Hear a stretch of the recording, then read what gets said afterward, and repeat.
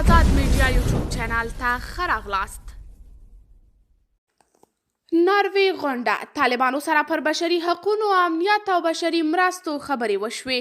د ناروې پلازمینه اوسلو کې د افغانستان په اړه د ځانګړې غونډې پر 2مه ورځ یعنې سه شنبه د طالب پلاوي، د امریکا د استازي او د یو شمېر اروپایي هیوادونو استازو ترمنځ د افغانستان پر وضعیت خبرې وشوې. د طالب پلاوي یو استازي BBC ته وویل د غونډې په 2مه ورځ دواړو لوریو د تخنیکي کمیټو په شتون کې په بشري اقتصادي مرستو، امنیتي مسایلو او د بشر او د ښځو د حقونو په برخه کې خبرې وکړي. د طالبانو د پلاوي یو غړي شفیع اعظم BBC ته وویل چې د خبرو فضا مثبته وه او همداراز ادعا یې وکړه چې دواړه خواوو ترمنځ د ښځو تعلیم، بانکي سکتور، اقتصادي برخې ترڅنګ په ځینو مواردو کې هوکړې وشوې.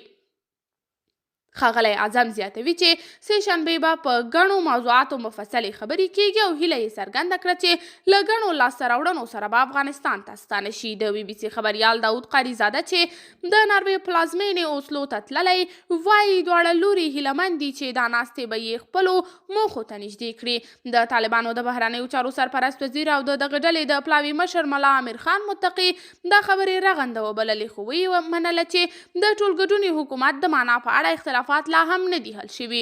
نوموړي BBC ته وویل که د ټولګډوني حکومت معنا دا وي چې ټول قومونه په حکومت کې وي، هغه شته، او که دا معنا ولري چې ټولې برخې او ولایتونه به په حکومت کې وي، هغه هم موجود دي.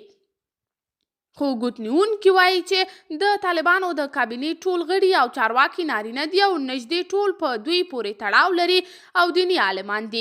د طالبانو د بهرنیو چارو وزیر وویل که د اشرف غني حکومت ټولګډونی و، موږ د هغه وخت څوک له حکومته نه دي ایستلي. خو ښاغلي متقي زیاته کړه چې موږ په دې بسنه نه کوو، هڅه مو دا ده چې حکومت نور هم ټول شموله کړو.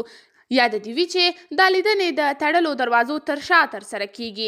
دا په یوه اروپایي هیواد کې له اروپایي او امریکایي چارواکو سره د طالبانو لومړنۍ ناسته ده او ناروې یې کوربه او تنظیمونکی دی. قدرمنو لیدونکو، تاسې د دې موضوع په هکله څه نظر لرئ؟ نظریات را سره کمنټ کې شریک، ویډیو لایک او چینل سبسکرایب کړئ.